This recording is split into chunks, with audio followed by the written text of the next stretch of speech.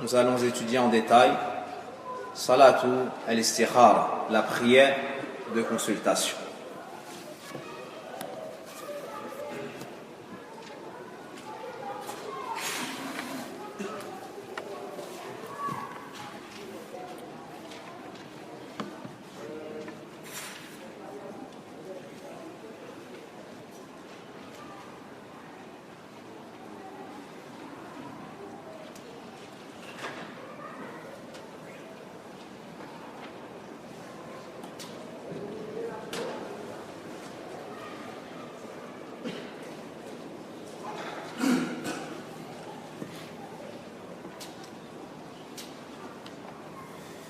بسم الله الرحمن الرحيم الحمد لله نحمده ونستعينه ونستغفره ونعوذ بالله من شرور أنفسنا ومن سيئات أعمالنا من يهده الله فلا مضل له ومن يضلل فلا هادي له وأشهد أن لا إله إلا الله وحده لا شريك له وأشهد أن محمدا عبده ورسوله يا أيها الذين آمنوا اتقوا الله حق تقاته ولا تموتن إلا وأنتم مسلمون يا أيها الناس اتقوا ربكم الذي خلقكم من نفس واحدة وخلق منها زوجها وبث منهما رجالا كثيرا ونساء واتقوا الله الذي تساءلون به والأرحام إن الله كان عليكم رقيبا يا أيها الذين آمنوا اتقوا الله وقولوا قولا سديدا يصلح لكم أعمالكم ويغفر لكم ذنوبكم ومن يطع الله ورسوله فقد فاز فوزا عظيما أما بعد فإن أصدق الحديث كتاب الله جل وعلا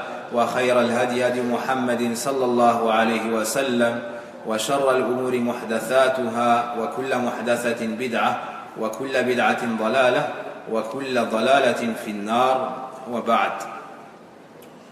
Nous sommes le 7e jour du mois de Rajab de l'année 1437 hégérienne qui correspond au vendredi 15 avril de l'année 2016. Et nous reprenons par la grâce d'Allah Tabaraka wa Ta'ala et son aide et sa bienfaisance envers nous l'étude du livre Al-Kalim Al-Tayyib du grand savant Ahmad ibn Abd al-Halim ibn Abd al-Salam ibn Taymiyyah rahimahullah Ta'ala. Et nous allons nous entrer ce soir dans l'étude du chapitre Al-Istikhara, c'est-à-dire la consultation, plus précisément la demande du meilleur choix. La demande du meilleur choix.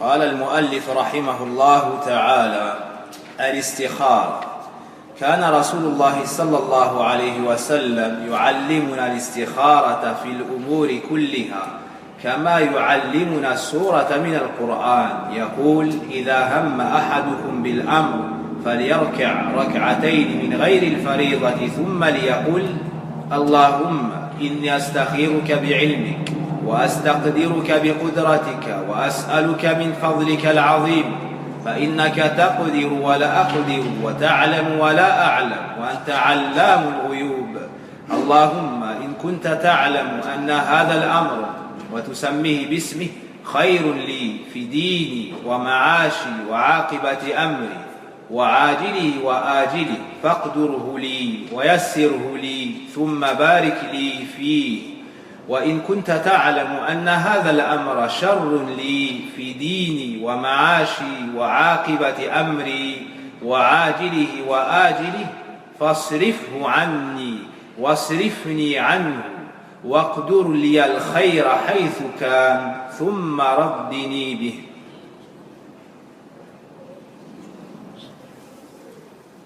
جابر بن عبد الله رضي الله عنه radiallahu anhuma nous rapporte ce hadith du prophète sallallahu alayhi wa sallam. Dans ce dernier, il nous dit radiallahu anhuma, le messager d'Allah sallallahu alayhi wa sallam nous enseignait la consultation, c'est-à-dire la prière de consultation en toute affaire, comme il nous enseignait une sourate du Coran. Il disait, lorsque l'un d'entre vous envisage une affaire, qu'il fasse 2 rak'ah, 2 unités de prière, en dehors d'une prière obligatoire.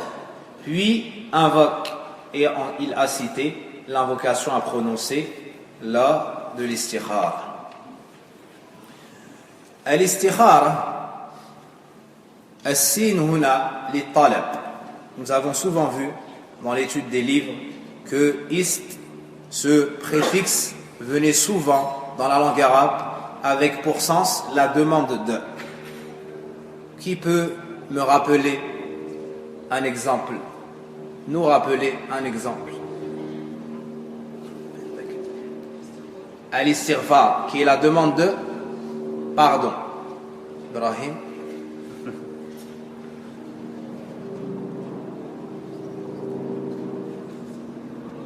Non. Al-isti'ana, qui est la demande de aoun, d'aide. Naam, Abdullah. Al-isti'adha bizal, qui est la demande de protection. Indaman. Al-istighatha, qui est la demande de ghawth, qui est la demande de secours. Amma al-ghawth, c'est la pluie. Et cela vous emmène à dire al-istisqa, qui est talabu as-suqya, la demande de pluie. Wa hakadha. Et parmi ces termes, al-istikhara. Parmi ces termes, al-istikhara, qui est la demande de quoi? Al-khiyara fil amr, la meilleure chose dans cette affaire. La demande de la meilleure chose, du meilleur choix dans cette affaire. فأنت تطلب من الله سبحانه وتعالى ربك أن يختار لك الخير فيما أنت مقبل عليه. Donc al-istikhara, c'est le fait de demander à Allah tabaraka wa ta'ala de choisir pour nous la bonne chose ou la meilleure lorsqu'il y a plusieurs éventualités et possibilités. Wal-istikhara laha sifatun khassa ja'at fi sunnati nabi alayhi salatu wassalam. Et la consultation et sa prière a une façon précise d'être faite. Et cela nous a été enseigné par notre noble prophète et messager Muhammad sallallahu alayhi wa sallam. Quelle est cette façon de faire? An yusalli al-mar'u rak'atayn min ghayri al-fariida. C'est que la personne prie 2 unités de prière, autre qu'une prière obligatoire. Autre qu'une prière obligatoire. Est-ce qu'il peut faire la prière obligatoire du Fajr, qu'on appelle Subh, puis pour faire Madha al-Istikhara? Oui ou non? Non. Pourquoi? Min ghayri al-farida. Le prophète alayhi salatu wassalam nous dit autre que les prières obligatoires. Puis il invoque Allah Azza wa Jal en ces termes que nous avons lus et que nous allons reprendre insha'Allah ta'ala. قال جابر بن عبد الله رضي الله عنهما كان رسول الله صلى الله عليه وسلم يعلمنا الاستخارة في الأمور كلها كما يعلمنا سورة من القرآن. Le messager d'Allah sallallahu alayhi wa sallam nous enseignait la prière de consultation en toute affaire, comme il nous enseignait une sourate du Coran. De cela, on tire une noble science, laquelle فيه أن المسلم يعتني بهذا الباب بالدعوات المأثورة عن النبي عليه الصلاة والسلام بألفاظها الثابتة.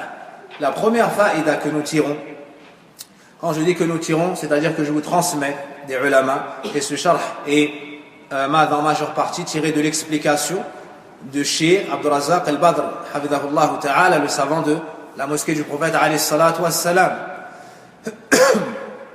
Il dit hafidhahullah ta'ala qu'il convient aux musulmans d'accorder beaucoup d'importance aux invocations prononcées par le prophète sallallahu alayhi wa sallam avec ses termes, avec leurs termes précisément.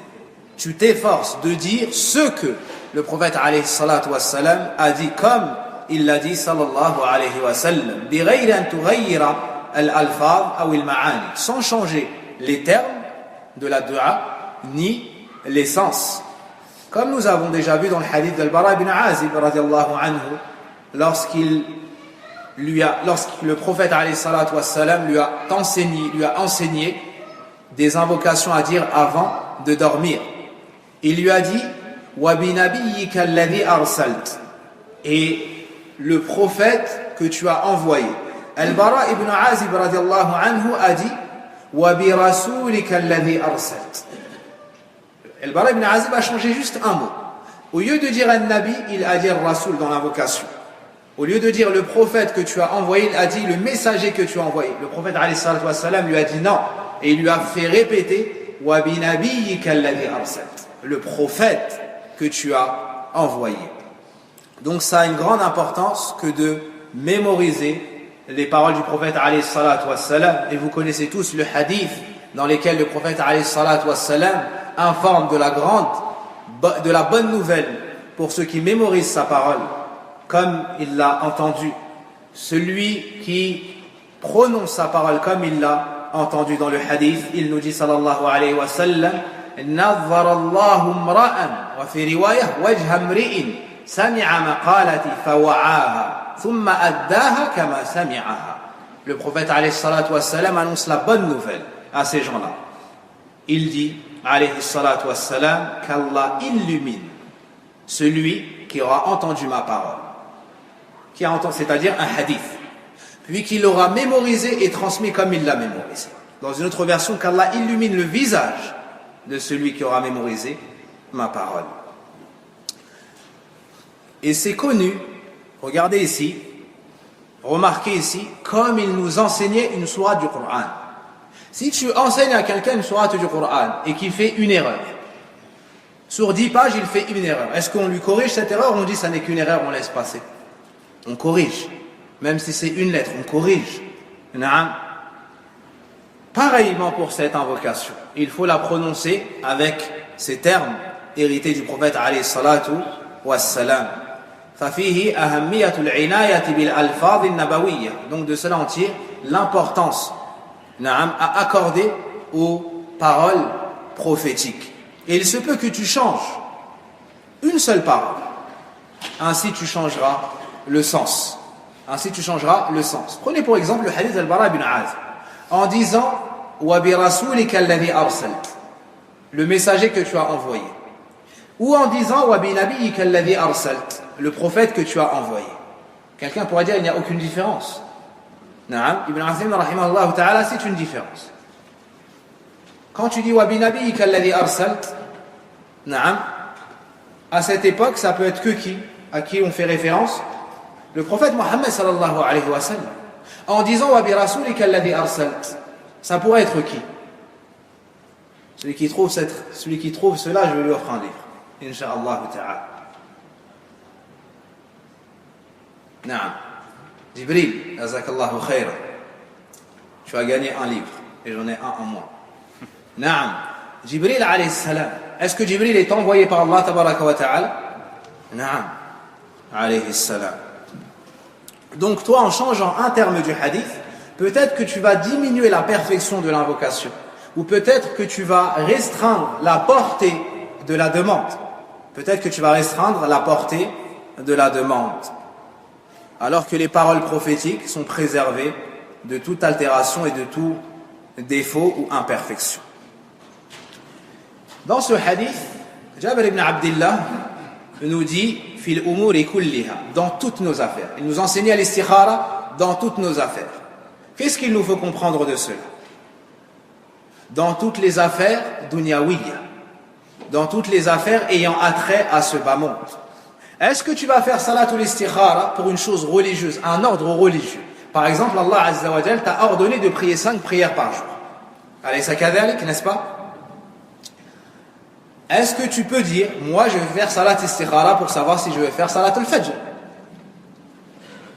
Ou avant le maghrib, on fait salat istikhara pour savoir est-ce que je vais faire salat al-maghrib fil masjid? C'est possible ou pas? Non. Fil umuri kulliha, dans toutes nos affaires, c'est-à-dire dunyawiyya. Quant aux affaires religieuses, tu ne fais pas salat istikhara pour la base de l'ordre. Mais par exemple, tu veux partir au Hajj, c'est religieux ou c'est dunyawi? C'est religieux, n'est-ce pas? Mais il y a une part qui peut être dunyawi. Quelqu'un peut aller au Hajj pour faire du commerce. C'est permis. Naam, comme on le voit dans le Coran. Taïb. Est-ce que tu vas faire salatul istikhara alors que tu as l'islam, tu es musulman, tu as al-qudra, tu as la capacité, tu as la sécurité du chemin, naam, et tu arrives au moment du Hajj. Dans ce cas-là, tu as réuni quoi? Shurutul wujub. C'est obligatoire pour toi d'effectuer le Hajj. Cette année qui vient. Sahih ou la? Naam. Est-ce qu'il va faire salatul istikhara pour dire je vais faire le Hajj ou pas? Oui ou non? Non. On revient à notre règle. Par contre, il peut faire salatul istikhara pourquoi? Naam. Pour quelle chose il pourrait faire salatul istikhara en rapport avec son Hajj?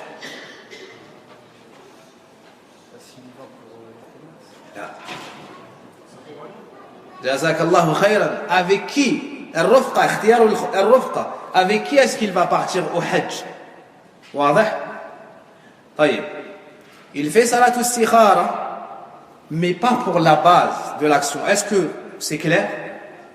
Dans toutes les affaires, dans toutes nos affaires, c'est-à-dire les affaires ayant attrait et en rapport avec les choses de ce bas monde. Pas la base de l'ordre religieux. Pas la base de l'ordre religieux. Naam. Puis, sachez mes chers frères, hafidakumullahu ta'ala, que al-istikhara ni'matullah subhanahu wa ta'ala ala hadhihi al-ummah al-muhammadiyya alayhi salatu wassalam. Al-istikhara, on ne s'en rend peut-être pas compte, mais c'est un grand bienfait d'Allah tabaraka wa ta'ala sur cette communauté, la communauté du prophète Mohammed sallallahu alayhi wa sallam. Avant l'islam, savez-vous ce que faisaient les gens? Les Arabes de la péninsule arabique, par exemple, qu'est-ce qu'ils faisaient lorsqu'ils voulaient faire un voyage, épouser une femme, entreprendre un commerce? Ils faisaient du shirk. Ils faisaient at-tiyara, par exemple, l'augure, zajr, at-tayr. Ils effrayaient, par exemple, les oiseaux, puis selon la direction prise par ces oiseaux, ils disaient c'est un bon projet ou non. D'accord? Ils traçaient des lignes sur le sol et faisaient toute forme de polythéisme, que ce soit ashirkul akbar ou que ce soit ashirkul asghar. Amma anta ayyuha al-muslim ayyuha al-muwahhid akramaka Allah bihadha al-amal wa bihadhi al-istikhara. Quant à toi, ô toi le musulman, ô toi le monothéiste, Allah Azza wa Jal t'a comblé de ce bienfait. Pour lui demander de choisir pour toi la meilleure des choses, il t'a enseigné, il t'a transmis, il a révélé al-istikhara. Et le prophète alayhi salatu wassalam te l'a transmise. Il l'a enseigné aux compagnons. Et voici ici que Jabir ibn Abdullah radiallahu anhuma nous transmet cette invocation. Donc à la place du polythéisme qu'il y avait dans la période anti-islamique, comme at-tiyara, comme zajr, at-tayr, Allah Azza wa Jal nous a enlevé tout cela et nous a remplacé par l'istikhara. Et vous allez voir le tawhid pur et complet dans cette invocation, incha'Allah ta'ala. Il nous dit, sallallahu alayhi wa sallam, idha hamma ahadukum bil amr. Lorsque l'un d'entre vous envisage une affaire, tu t'apprêtes à faire quelque chose, falyarka' rak'atayn, qu'il prie 2 unités de prière, littéralement qu'il fasse 2 ruku'u, qu'il s'incline à 2 reprises. Qu'est-ce qu'on entend par al-ruku' ici? Qu'il s'incline à 2 reprises. Est-ce que ça veut dire qu'il vient et il fait que le ruku'? Hein? As-salat. Al-murad bil ruku' huna as-salat. Ce qui est voulu par l'inclinaison ici, c'est la prière. وهذا معروف في لغة العرب أنك تذكر الشيء ببعض أفراده. Et ceci est une chose connue dans la parole des Arabes, c'est le fait de citer la chose par une partie ou une partie importante de cette chose-là. Naam, par une partie importante de cette chose-là.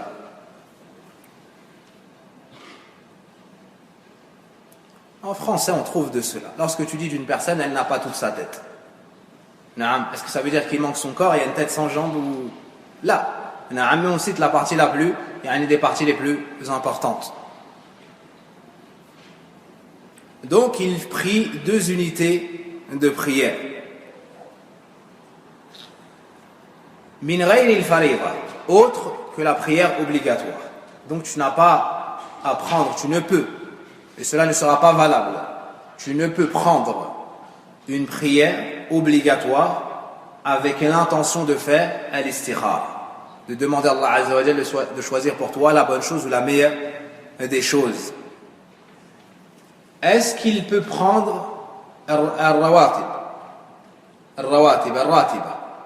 Est-ce qu'il peut utiliser les prières non obligatoires rattachées aux prières obligatoires, comme les 12, plutôt les 12 unités de prière? Celui qui les prie, Allah Azza wa Jalla lui construit une demeure au paradis, comme c'est venu dans le hadith de Habiba radiyallahu anha, et une autre parmi les épouses du prophète alayhi salatu wassalam, j'ai oublié son nom.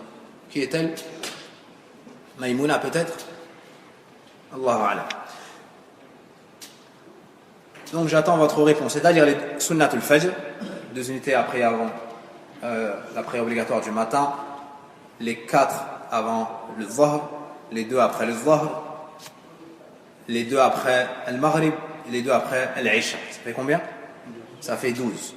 Ces prières-là, nous les appelons ratiba. Naam. Taïb.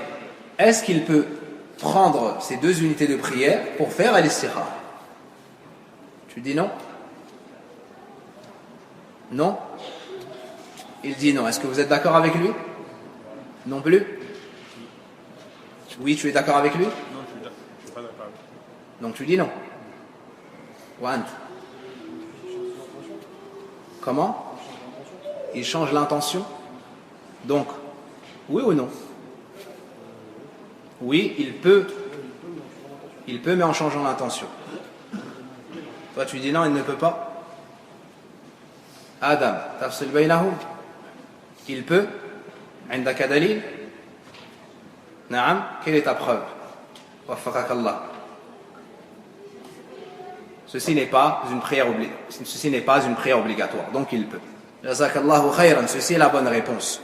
Il peut, car le prophète alayhi salatu wassalam a dit autre qu'une prière obligatoire. Et ratiba n'est pas une prière obligatoire, donc il peut. Donc il peut. Naam. Est-ce que tu es d'accord, Mohamed? Naam. Taïb. De ne pas être d'accord avec moi, il n'y a aucun problème. Mais c'est le prophète alayhi salatu wassalam qui a dit cela. Donc nous n'avons d'autre choix que d'être d'accord. Amma ana, quant à moi, je n'ai aucun avis dans tout cela, wallahu musta'an. Mais, malgré ça, le Cheikh, hafidhahullah ta'ala, nous dit le mieux maintenant. Je vous ai demandé sur la permission, vous m'avez répondu. Maintenant, je vous demande la meilleure chose à faire. La meilleure chose à faire est de prendre une prière à part. Pas une prière rawati. Une prière, il y a 2 unités juste pour prier à l'istikhara. Ceci est le meilleur à faire. Quant à la permission de prendre autre chose, oui, ceci est permis, comme nous le montre le prophète alayhi salatu wassalam dans cette parole. Thumma liyaqul, puis qu'ils disent. Ce qui est apparent du fait que le prophète alayhi salatu wassalam ait dit thumma, d'accord, puis, ماذا يفيد إبراهيم؟ ماذا تفيد ثم؟ En arabe, thumma, ça nous indique quelle chose? At-tartib, naam, ça nous indique l'ordre. Naam, ça nous indique l'ordre. Wadih? Donc de cela, bon nombre de savants ont tiré que la dua sera prononcée après le taslim, car la salat se finit avec le taslim. Na'am, miftahuha at-takbir. Na'am, la clé de la prière est takbir. Comment est-ce que tu entres dans la prière? Avec takbiratul ihram. Et comment est-ce que tu en sors? Avec at-taslim. Donc de cette parole-là, thumma liyaqul, puis qu'ils disent, beaucoup de savants ont tiré que la dua se prononçait après la prière. Car sachez qu'il y a une divergence. Est-ce que cette invocation se prononce avant at-taslim ou après at-taslim, donc après as-salat. De cette parole, ثم ليقول, certains ont dit, الظاهر أن الدعاء بعد الصلاة. Ce qui est apparent ici, c'est que l'invocation se prononce après la prière. Est-ce que la personne peut la prononcer après la salat? Est-ce que la personne peut prononcer cette invocation après la salat, avant la salat, c'est-à-dire, je me corrige, pendant la salat, après salat ibrahimiyya, lors du tashahhud al-akhir?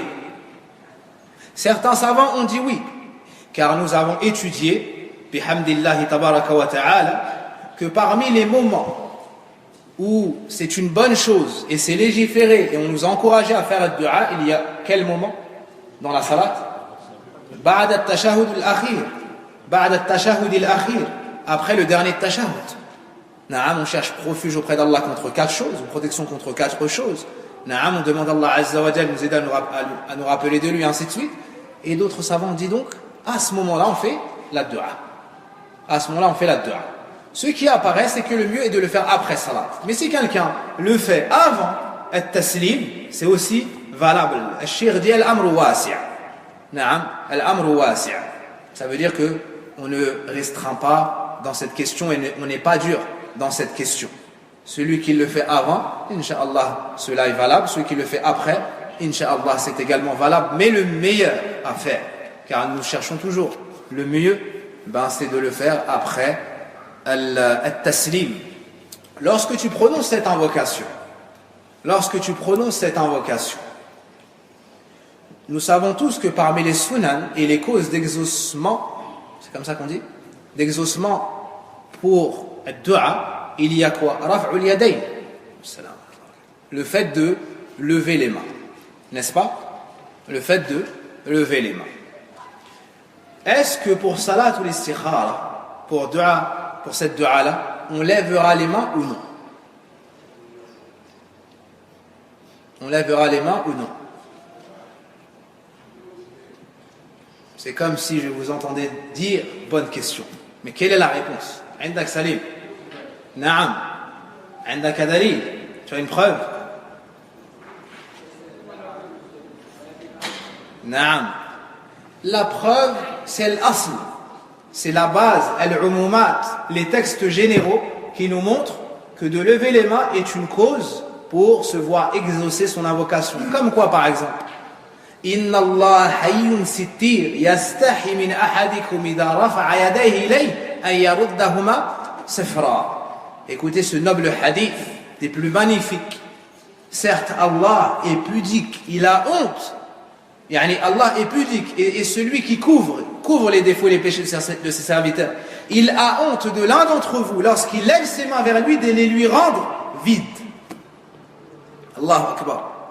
De les lui rendre vides. Tu lèves tes mains vers Allah Azza wa Jal. Allah Azza wa Jal a honte de te rendre tes mains. Yani tu rabaisses tes mains, tu as fini de faire dua et elles sont vides. Allah Azza wa Jal, il te donne. Subhanallah. Donc une des causes, tu lèves tes mains. Une des causes, tu lèves tes mains lorsque tu fais dua. Mais attention, on ne lève pas ses mains après la prière obligatoire. On ne lève pas ses mains pendant Al-Jumu'ah, sauf pour demander l'istisqa à la pluie. Pourquoi cela? Car le prophète alayhi salatu wa salam ne l'a jamais fait. Dans ces 2 moments. Naam, tout particulièrement. Donc la personne, naam, elle peut lever ses mains comme le dit al-Shaykh, hamidahullahu ta'ala, pour demander. Et c'est une bonne chose de lever les mains pour demander. Si elle ne le fait pas, la haraj, il n'y a pas de reproche ou de mal dans cela. Puis, il prononce l'invocation. Oui, mon frère. Le prophète alayhi salatu wassalam nous dit après. Barakallahu fik.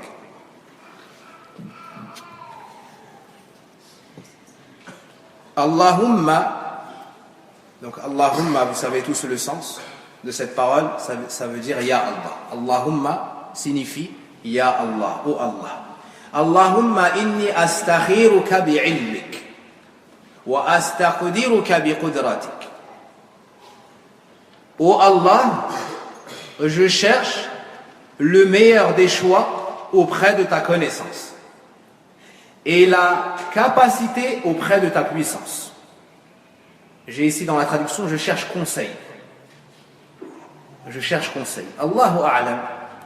De ce que j'ai pu lire des savants, c'est qu'ils disent on cherche conseil auprès des gens. Na'am ou shawiruk.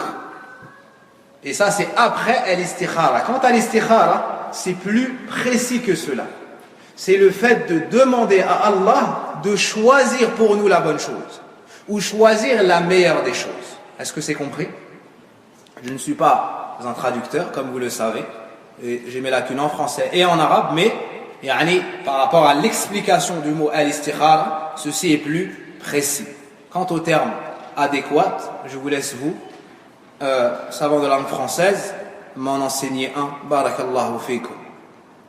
Donc, Allahumma inni astakhiruka bi'ilmik. Oh Allah, je te demande de choisir pour moi le meilleur de par ta connaissance, ta science.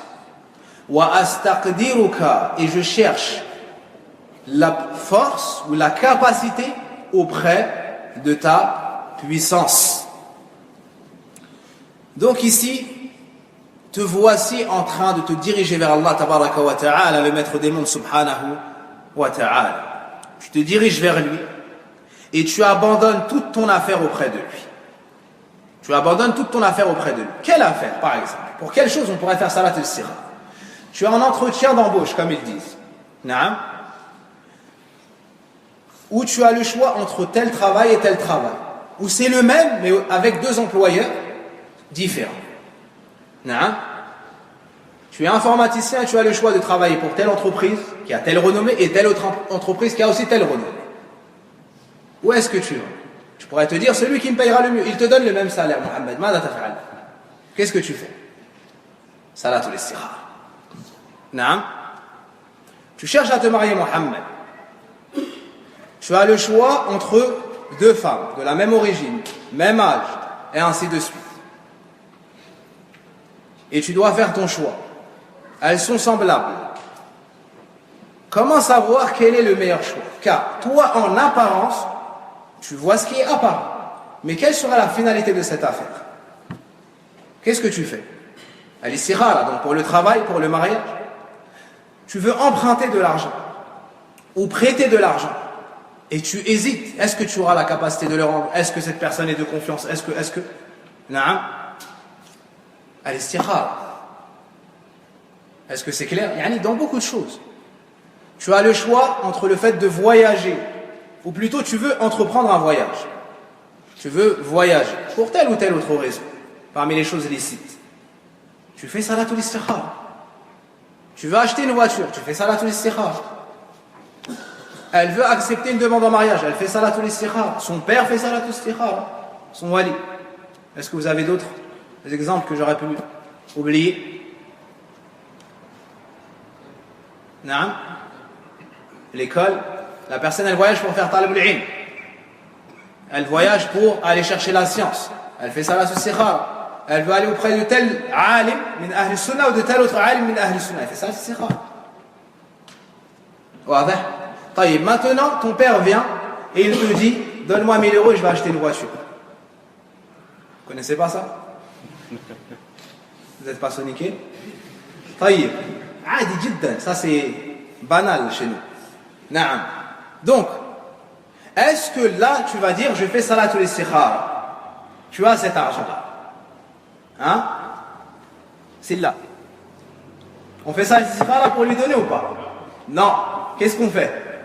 Sam'an wa ta'a. Même si on a un peu mal des fois. Sam'an wa ta'a. Et Allah Azza wa Jalla va te remplacer par mieux, il va te mettre la baraka. Et peut-être que c'est 1000 euros, ou c'est 100 euros, ou c'est 10 euros par ça. Allah Azza wa Jalla yarhamouk. Il te fait miséricorde. Wa yaghfiru dhanbak. Il te pardonne ton péché et il te donne une place fil jannah. Wa anta tamshi ala al-ard. Hein? C'est rien du tout, c'est dunya. Ad-dunya fani, elle va partir.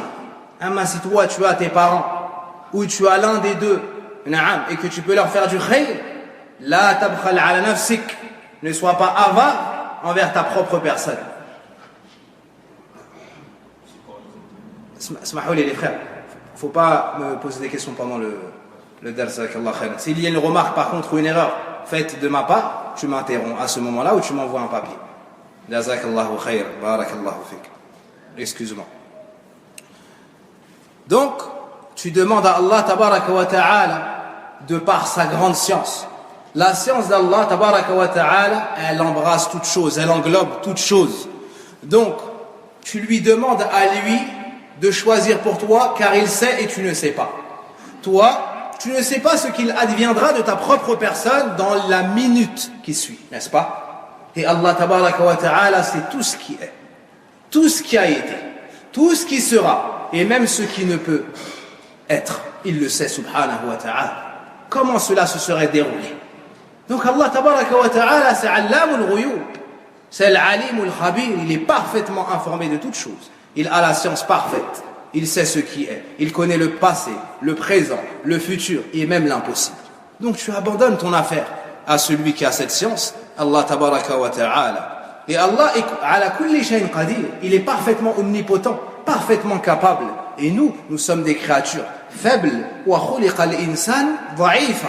Comme Allah nous le dit dans le Coran, et l'homme a été créé, donc selon la traduction, l'homme a été créé faible.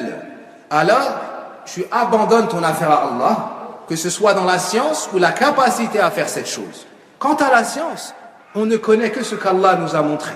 Et quant à la capacité, nous sommes faibles, sauf ce qu'Allah Azza wa Jal nous a accordé de faire. Donc ici, tu as cité deux choses, la science et la capacité. Pour faire une chose, il te faut savoir comment la faire, et il te faut avoir la capacité de la faire. Voici la sagesse d'avoir uni ces deux points-là, al-ilm wa al-qudra.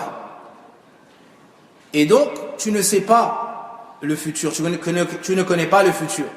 Combien sont les gens qui voyaient que leur bonheur total résidait dans telle chose, dans tel travail, ou dans telle personne, ou dans telle fréquentation, et ça a été la cause de son anéantissement. Puis dunya wal akhirah. Par contre, Allah tabaraka wa ta'ala, il sait, na'am, le présent, il sait également le futur, et il sait tout, subhanahu wa ta'ala. Fahada tawassul, ça c'est ce qu'on appelle le tawassul, c'est-à-dire invoquer Allah Azza wa Jalla et lui demander par ses noms ou ses attributs. Ici, on affirme l'attribut d'Allah Azza wa Jalla, al-ilm, la science, et al-qudra, la capacité. Puis tu dis, wa as'aluka min fadlika al-azim, et je te demande de ton immense grâce. قال الله سبحانه وتعالى في القرآن الكريم وأن الفضل بيد الله يؤتيه من يشاء والله ذو الفضل العظيم. Allah nous dit en Coran, sur la traduction, et la grâce est dans la main d'Allah, ou dans les mains d'Allah. Il l'accorde à qui il le veut. Et certes, Allah est le détenteur de l'énorme grâce. Donc, à qui tu t'adresses lorsque tu demandes cela? De choisir pour toi la meilleure des choses. Tu demandes cela à celui qui est le détenteur de l'énorme grâce, subhanahu wa ta'ala. Et remarque ici, tu demandes à Allah tabaraka wa ta'ala, tu lui demandes de choisir pour toi le meilleur, mais tu ne t'arrêtes pas à là. Tu lui demandes, du fait que c'est Zul Fadl al-Azim, celui qui est possesseur de toutes choses et celui qui est le détenteur de l'énorme grâce, tu lui demandes tout ce que tu veux. Tu lui demandes tout ce que tu veux. Si toi, tu te rends à une créature, auprès d'une créature qui possède un certain capital, tu lui demandes quelque chose, et il a le choix, il va être restreint, quand bien même il serait le plus généreux, il va être restreint à mesure de ce qu'il possède, n'est-ce pas? Quant à Allah tabaraka wa ta'ala, lui, rien ne le restreint. Rien ne le restreint. S'il donne à chacun, parmi l'ensemble des djinns et des ins, parmi l'ensemble des humains et des djinns, tout ce qu'on pourrait lui demander, cela ne diminuerait rien à son royaume. Comme cela a été cité dans un hadith du prophète sallallahu alayhi wa sallam. Donc au moment où tu demandes à Allah, tu te rappelles que c'est celui qui possède tout, le détenteur de l'énorme grâce et qu'il donne sans compter subhanahu wa ta'ala, et que ces dons sont faits avec largesse.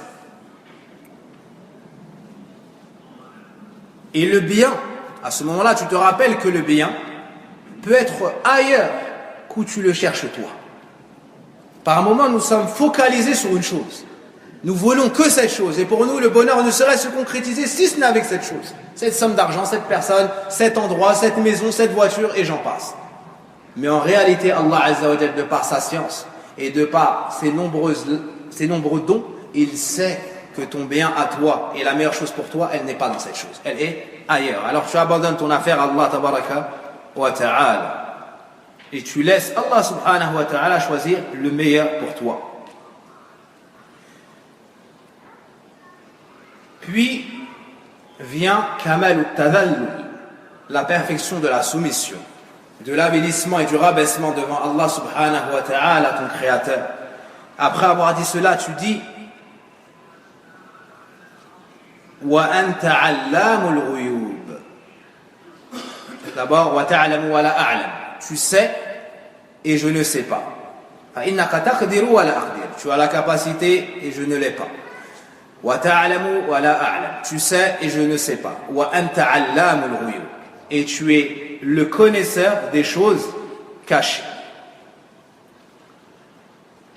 Donc ici, tu demandes à Allah, c'est comme si tu demandais à Allah tabaraka wa ta'ala de te guider vers ce qu'il y a de meilleur. Car il sait et toi tu es ignorant. Et il a pleinement la capacité de le faire.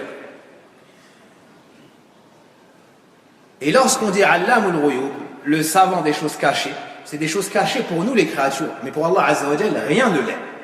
Pour Allah tabaraka wa ta'ala, rien ne l'est. Et ça, ses largesses, sa miséricorde sont tellement vastes qu'il nous dit dans le Coran, comme dans l'invocation des anges, dans Surat Ghafir, si mes souvenirs sont bons, Rabbana wasi'ta kulla shay'in rahmatan wa ilma. Oh Allah, tu as embrassé de toutes choses ta science, ou plutôt tu as embrassé de par ta science et ta miséricorde toutes choses.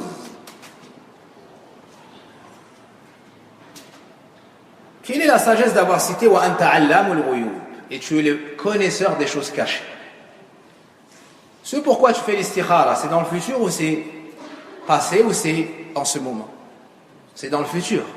Donc vis-à-vis, par rapport à toi, c'est une chose qui est cachée. Donc tu demandes au connaisseur des choses cachées de choisir pour toi la meilleure des choses. Est-ce que le lien et la corrélation entre les deux est claire pour vous ou pas? La chose que tu demandes, c'est une chose qui pour toi est cachée. Donc qui pourrait faire le meilleur choix pour toi alors que la chose est cachée? Qu'Allah subhanahu wa ta'ala, le connaisseur des choses cachées, Allamul Ghuyub. Puis tu cites ton besoin, et Allah est plus savant de cela.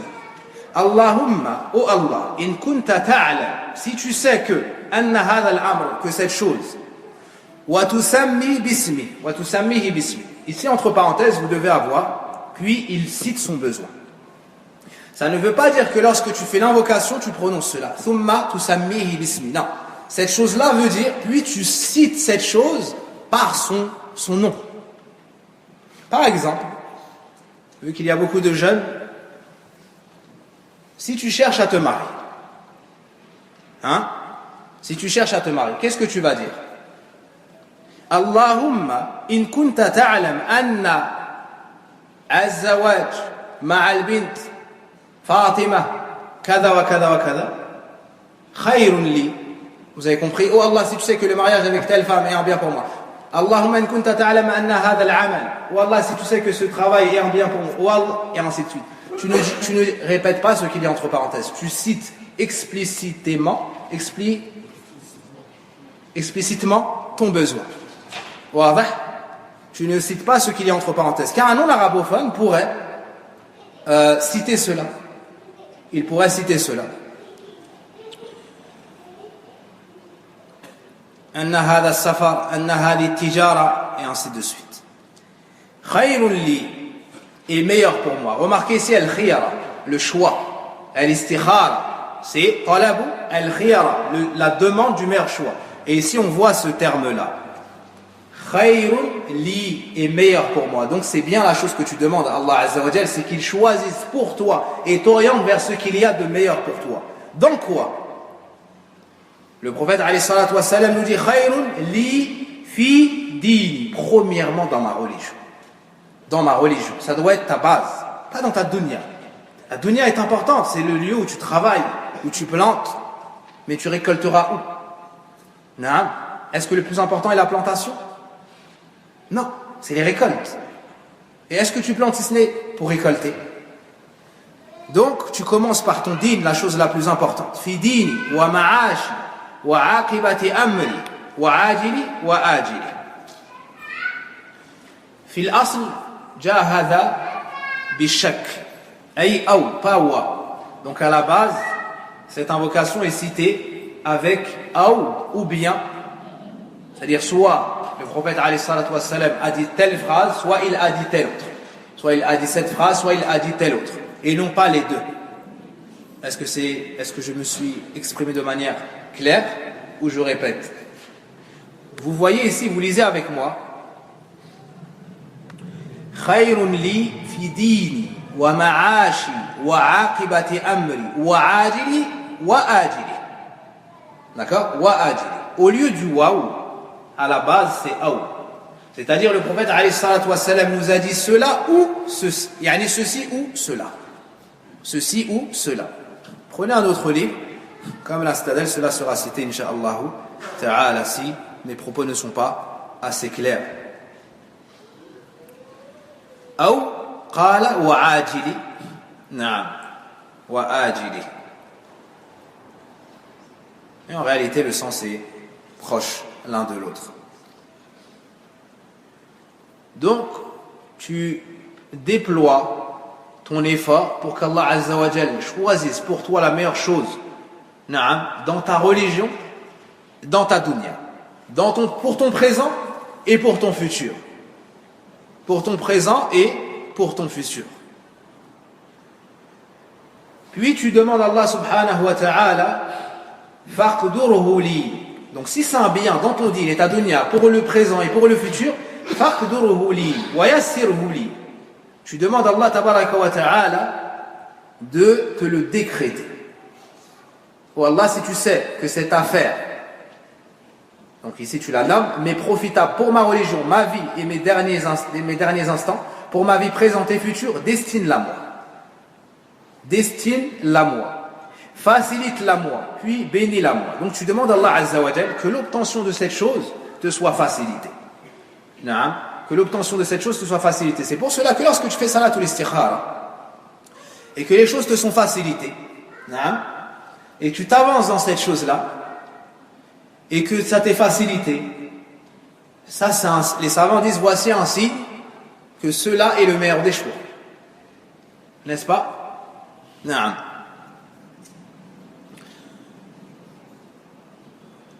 ثم بارك لي فيه البركة ثبوت الخير الإلهي في شيء ونماؤه. البركة, c'est un concentré de bienfaits qu'Allah Azza wa Jal met dans une chose. Naam, le fait qu'elle reste, qu'elle perdure et qu'elle augmente. Donc tu demandes à Allah Azza wa Jal, en plus de te la décréter, de te la faciliter, donc son obtention, en plus de cela tu lui demandes que ce soit un bien pour toi, qu'il reste, qu'il soit durable et que son bien augmente. Et que son mérite augmente. Puis, donc ça ne suffit pas d'avoir un bien. Il faut qu'il te soit béni. Combien de gens ont du bien, mais cela ne leur a pas été béni. Wallahu musta'an. Wa in kunta ta'lam. Donc ça c'est dans le cas où il y a le bien pour toi. Et que c'est la meilleure des choses. Puis tu dis wa in kunta ta'lam anna hadha al-amr. Et si tu sais que cette affaire m'est néfaste pour ma religion, أن هذا الأمر شر لي في ديني ومعاشي وعاقبة أمري وعاجلي وآجلي فاصرفه عني واصرفني عنه واقدر لي الخير حيث كان ثم ردني به. Mais si tu sais que cette affaire m'est néfaste pour ma religion, ma vie et mes derniers instants, pour ma vie présente et future, éloigne-moi ou éloigne-la de moi et éloigne-moi d'elle. Donc, tu demandes à Allah Azza wa Jal de faire en sorte qu'il y ait un fossé, une longue distance, un éloignement incommensurable entre toi et cette chose dans laquelle il n'y a pas ton bien. Alors que toi tu penches vers elle. alors que toi tu veux cette chose-là. Car en apparence, ça peut être un bien ou c'est un bien en apparence. Mais peut-être pas pour toi. Donc Allah tabaraka wa ta'ala, tu lui demandes de t'éloigner de cette chose. Et aussi de l'éloigner de toi. Car il se peut que ça ne soit pas un bien et que toi tu penches vers elle. Mais si Allah Azza wa Jal éloigne cette chose de toi, même en penchant vers elle, tu ne pourras pas l'obtenir. Ainsi tu auras été préservé. Donc, ça peut être un mal dans ta religion, dans ta personne, dans tes biens, pour ta famille, dans ton présent, dans ton futur. Tu ne sais pas tout cela. Donc tu demandes à Allah tabaraka wa ta'ala, dans le cas étant, de l'éloigner, ou bien de t'éloigner, toi d'elle et elle de toi. Et aussi dans cet éloignement, il y a l'éloignement abstrait et concret, physique, na'am, comme l'éloignement du corps de cette chose-là, mais aussi l'éloignement du cœur. Tu demandes à Allah Azza wa Jal de faire en sorte que ton cœur se détourne de cette chose-là. Na'am, tu es attaché à un emploi. Tu as des doutes sur cet emploi. Par exemple, tu vas travailler en tant que préparateur de commandes ou manutentionnaire dans une société. Mais tu as des doutes. Tu as des doutes pourquoi? Car certaines choses dans cette entreprise, tu sais pertinemment que cela n'est pas licite. Tu dis non, mais moi je vais essayer de ne pas toucher à ça. Par exemple, il y a de l'alcool. Puis, je vais essayer, et aussi on lui dit, on te donne un Jumu'ah sur 2.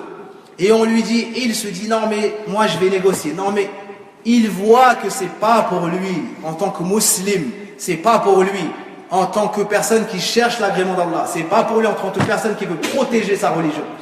Mais le shaitan lui fait des fatawa. Et ses passions le poussent vers cette chose. En faisant salatul istikhara, il se détourne totalement de cette affaire. Il s'en voit distrait. Au point où il se demande à lui-même comment est-ce que j'ai fait pour m'intéresser à cette chose-là ou à cette personne-là. Il ne voit pas son bien dedans. Ça fait partie des effets louables de salatul istikhara. Il s'en éloigne. Mais la difficulté, l'éloignement, lorsqu'il y a ta'alluq al-qalb, lorsque le cœur est attaché à cette chose-là. Seul Allah tabaraka wa ta'ala peut t'éloigner de corps et le corps et l'âme. Wabillahi tawfiq. Tu ne t'arrêtes pas ici. Tu ne demandes pas à Allah Azza wa Jal que de te permettre de faire le meilleur des choix, ni le bon choix, ni de te faciliter la chose si c'est le bon choix, ni de l'éloigner si c'est le mauvais choix. Mais dans le cas où cela n'est pas le bon choix, tu demandes à Allah tabaraka wa ta'ala waqdur liyal khayra haythu kan. Et de là tu vois, subhanallah, la perfection des adhkar nabawiyya, la perfection des invocations prophétiques. Peut-être que l'un d'entre nous aurait juste demandé à Allah Azza wa Jal, si c'est un bien, facilite-le nous. Facilite-le moi. Parce que l'insan, il penche vers les choses naturellement. Entre guillemets. Par exemple, Allah Azza wa Jal nous dit qu'il aime, selon le sens rapproché, qu'il aime l'argent. C'est une chose naturelle. Mais qui pense à demander si c'est un mal, éloigne-moi de cet argent. Certaines personnes ne veulent pas savoir. S'il y a une face cachée, ils ne veulent pas la savoir. Alors que les plus pieux, ils veulent la savoir parce qu'ils ont peur d'Allah tabaraka wa ta'ala. Ils préfèrent ne pas avoir que d'avoir, alors qu'il n'y a pas de baraka dedans. Donc par la suite, tu dis waqdur liyal khayra haythu kan, et décrète ou destine-moi le bien où qu'il soit. Ce bien-là, tu peux l'ignorer ou tu peux le connaître, mais tu ne sais pas où il se trouve. Tu ne sais pas où il se trouve. Tu demandes à Allah tabaraka wa ta'ala de t'orienter vers cette chose-là. Et un frère que l'on connaît, il cherchait énormément à se marier. Parce que c'est un homme, tout simplement. Parce que c'est un homme, tout simplement. Et que l'homme a besoin d'une femme comme la femme a besoin d'un homme. Et il a multiplié les causes sans succès. Puis il a voyagé dans un pays lointain et nous a informé que là-bas, il s'est marié. Et subhanallah, il habite ici. Il est né ici. Il a fait toutes les causes ici. Puis après avoir abandonné cette affaire, Allah tabaraka wa ta'ala, bien plus tard, il a voyagé dans un pays. auquel il n'aurait même pas pensé peut-être. Ben Allah subhanahu wa ta'ala avait décrété avant la création des cieux et de la terre que celle qu'il cherchait à droite, à gauche et ainsi de suite, ou à droite et devant lui et ainsi de suite, elle était dans un autre pays, subhanallah. Elle était dans un autre pays. Combien de personnes ont goûté à la pauvreté en cherchant du travail et n'ont jamais trouvé? Puis ils ont fait l'hijra. Et ils sont devenus riches dans ce pays-là. Après avoir fait salat al-istikhara.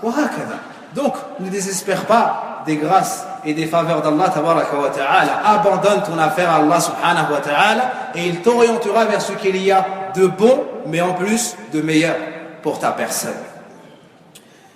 N'est-ce pas que l'un d'entre nous, Allah azza wa jalla le comble, mais il n'est pas satisfait de cette chose-là? Est-ce que ça peut arriver ou pas? Par exemple, il a le choix entre deux travails. Il choisit un travail. Allah azza wa jalla l'oriente vers la meilleure chose. Mais lui, dans son nafs, il n'est pas satisfait. Il n'est pas satisfait. Il n'a pas ce qu'on appelle le qina', la suffisance, le fait de se voir satisfait de ce qu'Allah nous a donné. C'est possible ou pas? Alors qu'Allah t'a donné, c'est ce qui est bon pour toi. Mais toi, en tant qu'Ibn Adam, tu n'es pas satisfait. Le prophète alayhi salatu wassalam nous dit, si le fils de Adam avait 2 vallées d'or, 2 vallées, vous savez ce qu'est la vallée, l'ouad, ce qui est entre 2 montagnes, l'espace qui est entre 2 montagnes. S'il en avait 2 remplis d'or, il en aurait souhaité une 3e. Alors que nous, si on nous donne un quart d'une vallée au jour d'aujourd'hui, on serait content ou pas? Après avoir ce quart, sache que tu vas chercher la moitié. Après avoir eu la moitié, tu vas concurrencer celui qui a la moitié dans sa moitié. Ibn Adam. Et rien ne remplira Ibn Adam si ce n'est quoi? Al-turab, la poussière dans sa tombe. Il n'y a que ça qui va le calmer. Allahu Akbar. Donc tu demandes à Allah subhanahu wa ta'ala d'être satisfait de ce qu'il t'a donné, parce que c'est le meilleur choix. Parce que c'est le meilleur choix. Et ne dis pas, oh j'aurais préféré avoir telle chose, oui mais lui là ça, oui mais kada, oui. Non, ferme cette porte.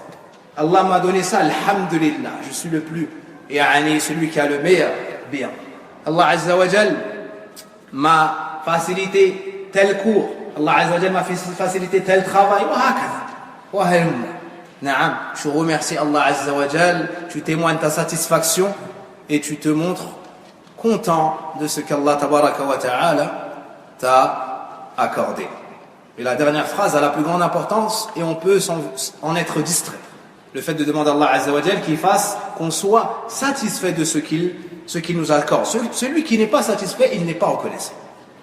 Et si tu n'es pas reconnaissant, il s'en faut de peu pour que tu perdes ton bienfait, pour qu'Allah Azza wa Jal te le retire. Car la reconnaissance, préserve ton bien. Et la négligence et l'ingratitude fait disparaître ce bienfait.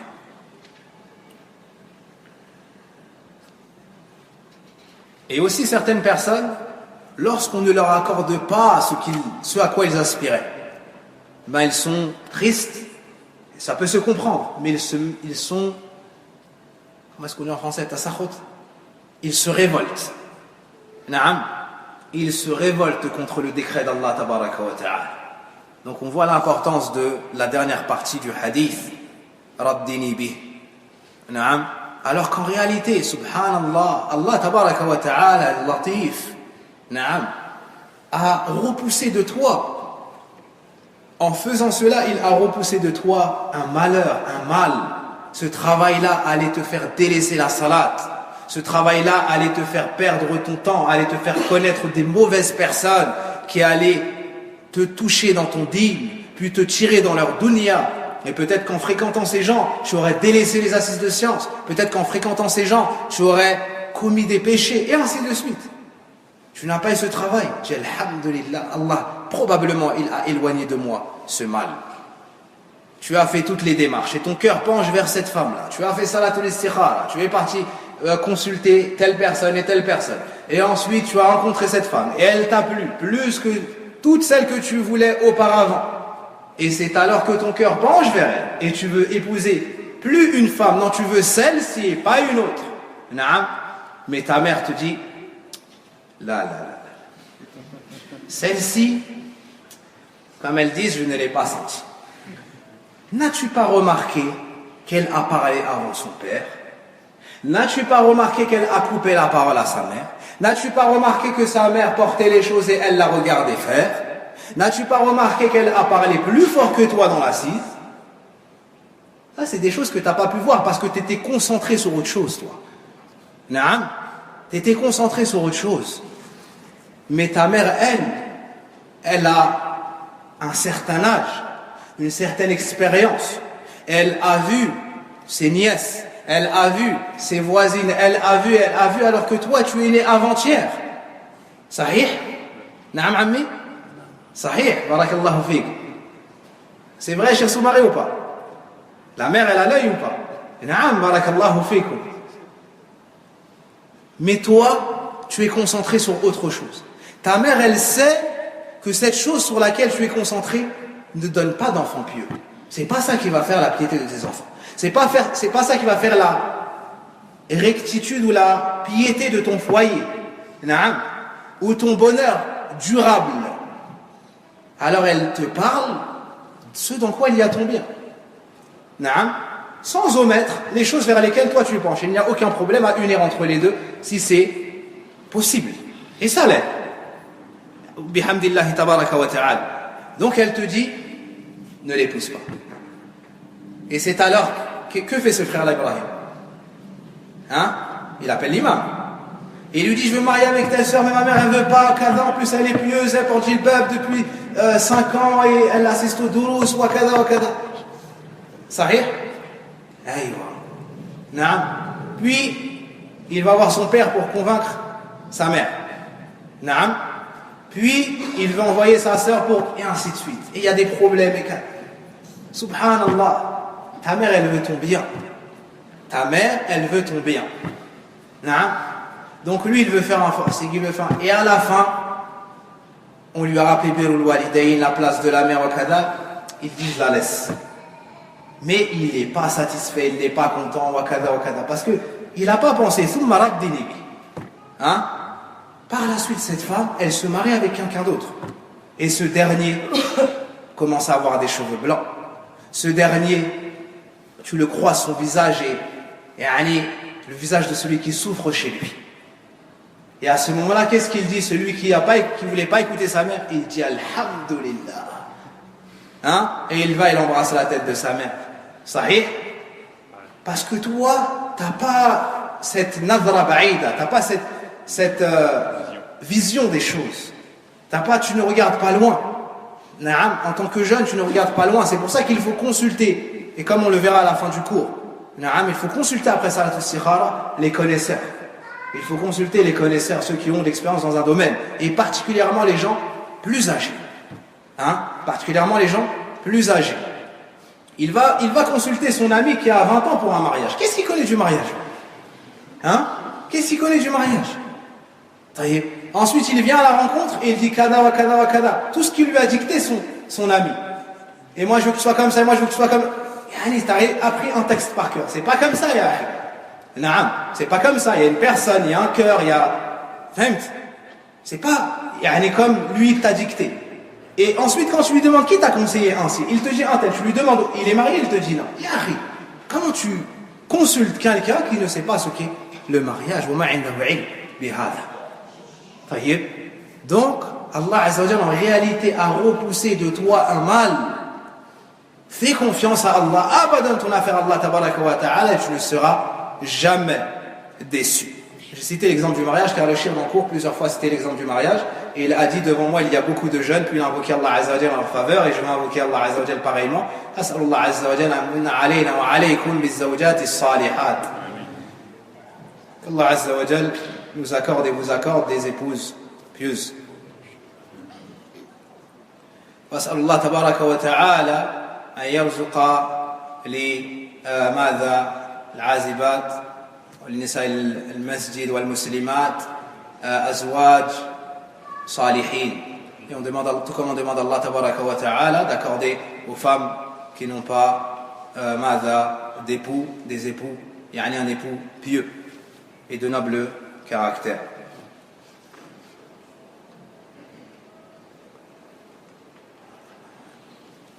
هذا هو خرجه البخاري بنحوه.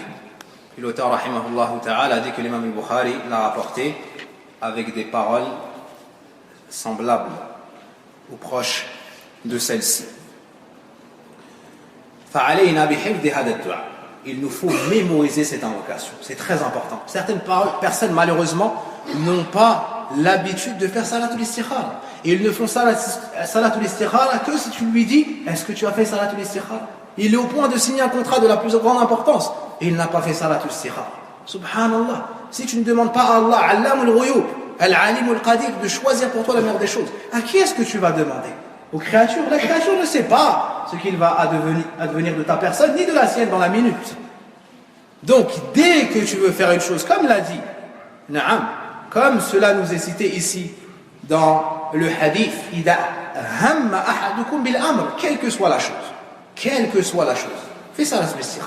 Tu fais 2 rak'ah et tu dis la dua après ta salat. C'est très simple et très facile.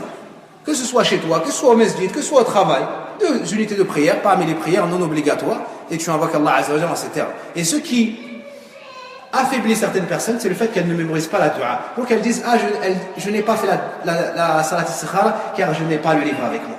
Mémorise l'invocation et tu sortiras de ce problème. Ou prends l'invocation avec toi. Prends l'invocation avec toi. Et cela nous amène à une autre question soulevée. Est-ce qu'il nous est permis pour celui qui ne mémorise pas l'invocation de la lire d'un livre ou de feuillet? Oui, ceci est permis, comme l'a dit al-Cheikh. Ceci est permis. Celui qui est à l'extérieur de chez lui, il doit faire un choix dans l'immédiat. Il n'a pas le livre, il n'a pas mémorisé. Ou il est en voyage et il n'a pas de quoi avoir cette dua. Que fait-il? Que fait-il? Endaman. Que fait-il? Qu'est-ce que tu fais toi? Comment? Il invoque Allah Azza wa Jal en disant quoi? Il demande à Allah de lui faciliter cette chose. Là, on n'est plus dans le choix. Vous avez vu Ibn Adam? On demande à Allah de nous faciliter cette chose. Non. Peut-être que c'est pas bien cette chose pour nous. On demande à Allah Azza wa Jal de choisir pour nous la meilleure chose. Avec nos mots, si on ne mémorise pas. Ya Allah, ikhtar li al-khayr. Au minimum, ou Allah choisit pour moi la meilleure chose. Ya Allah, guide-moi vers ce dans quoi il y a mon bien. Il n'a pas l'arabe. Qu'est-ce qu'il fait? C'est un Français de souche. Ses parents sont français, il parle que français. Qu'est-ce qu'il fait? Il n'a pas appris la langue arabe, malheureusement. Comment? Il demande en français. C'est un sonique qui ne parle pas le français. Qu'est-ce qu'il fait? Il fait avec sa langue. Pourquoi t'as dit pour français, tu as redit français, sonique, tu ne veux pas redire sonique? Taïb. Sois juste. Hafidakallah.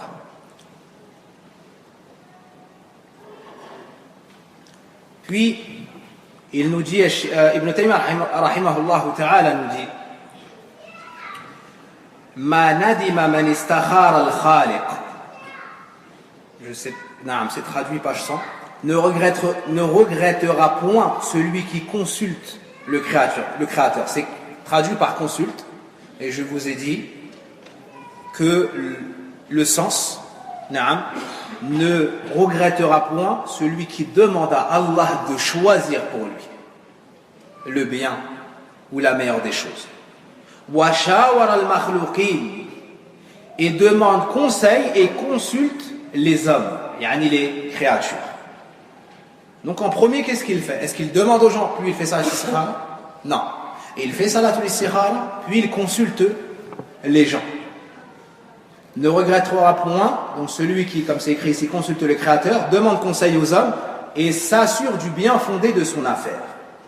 وَتَثَبَّتَ فِي أَمْرِهِ فَقَدْ قَالَ اللَّهُ تَعَالَى وَشَاوِرْهُمْ فِي الْأَمْرِ فَإِذَا عَزَمْتَ فَتَوَكَّلْ عَلَى اللَّهِ. Dans sourate Ali Imran, verset 159. Donc, si tu fais salatul istikhara, comme a dit le Cheikh, que tu demandes conseil aux gens vers qui on revient pour l'affaire en question, tu n'auras pas de regret. Hein, tu n'auras pas de regret. Et très important, à qui est-ce que tu demandes conseil? Tu demandes conseil aux connaisseurs du domaine. Aux connaisseurs du domaine. Demande à ceux qui savent, pas à ceux que tu aimes forcément, qui t'aiment forcément.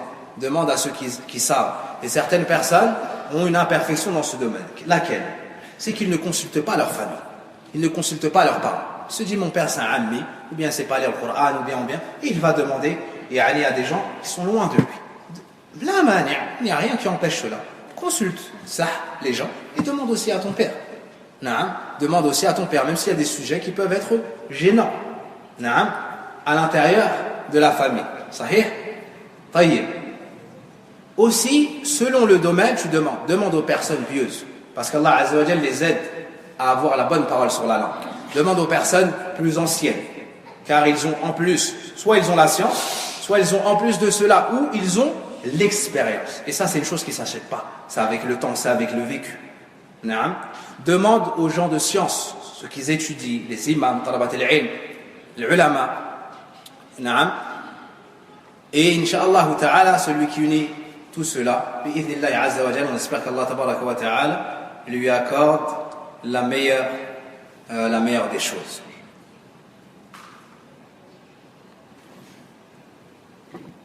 J'ai eu certaines personnes de science qui est bon de lire dans ces deux rak'ahs, Surat al-Kafirun dans la première rak'ah et Surat Qul huwallahu ahad dans la seconde rak'ah, mais je vais appeler Inch'Allah ta'ala un savant pour lui demander est-ce que ceci a une base dans As-Sunnah?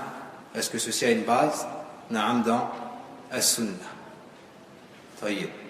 Il me semble avoir fait le tour de la mas'ala.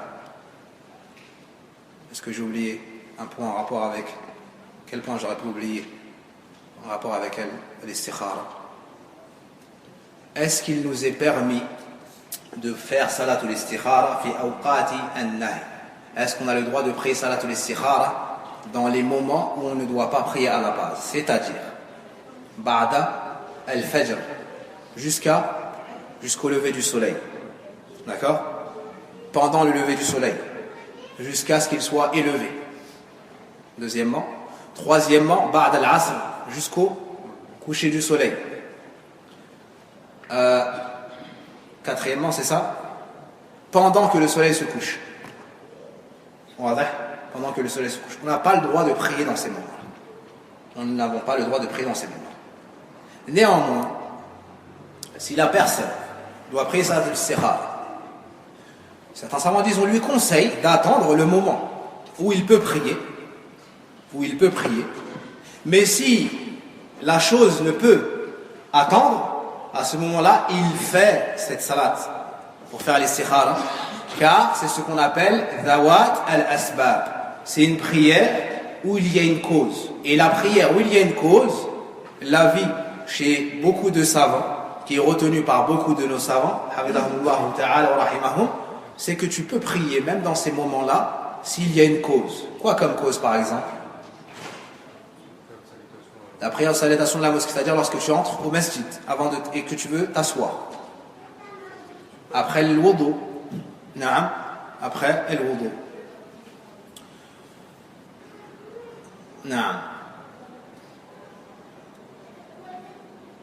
Et on n'oublie pas que lorsque tu fais cette dua, il ne faut pas que ce soit un automatisme. Dans le sens, il faut que ton cœur soit présent, que véritablement tu abandonnes ton affaire à Allah tabaraka wa ta'ala et que tu aies confiance. Tu abandonnes ton affaire à Allah tabaraka wa ta'ala. هذا هو وصلى اللهم وبارك على نبينا محمد وعلى آله وصحبه أجمعين والحمد لله الذي بنعمته تتم الصالحات. Je remercie Allah tabaraka wa ta'ala, celui qui nous a permis à nouveau de nous réunir afin de se rappeler ses nombreux bienfaits sur nous, la guider à l'islam, à l'iman, l'envoi du prophète alayhi salatu wassalam et la révélation sur lui du Coran, et un bienfait tout particulier qu'on cite, c'est ni'matu talib al-ilm wal julus lahu, le grand bienfait qu'Allah nous ait fait aimer la science, et le fait de s'asseoir pour lui dans les assises de science. هذا فضل الله فضل عظيم والله ذو الفضل العظيم, et ceci un grand bienfait d'Allah tabaraka wa ta'ala, et ça n'est que par Allah tabaraka wa ta'ala, son aide et son assistance, qu'on peut avoir cette assise. Et ça n'est que lorsqu'on s'en voit privé, on se dit ah c'était bien, ah j'aimerais pour apprendre, pour faire des efforts. Non, donc c'est un bienfait. Et probablement à cause de mes péchés, on en a été empêchés. Donc on demande à Allah Azza wa Jal de maintenir sur nous ce bienfait et qu'il nous aide à nous montrer reconnaissants pour ce bienfait. Et Inch'Allah Ta'ala, tous les vendredis, après la prière du Asr, on continuera jusqu'à finir ce livre, Inch'Allah Ta'ala, et je vous indiquerai le programme à venir, un bon programme, Inch'Allah Ta'ala, et je vais consulter un shir pour le sujet, même si j'ai deux idées que je lui ai déjà demandé une de ces deux choses. Walhamdulillahi Rabbil Alamin.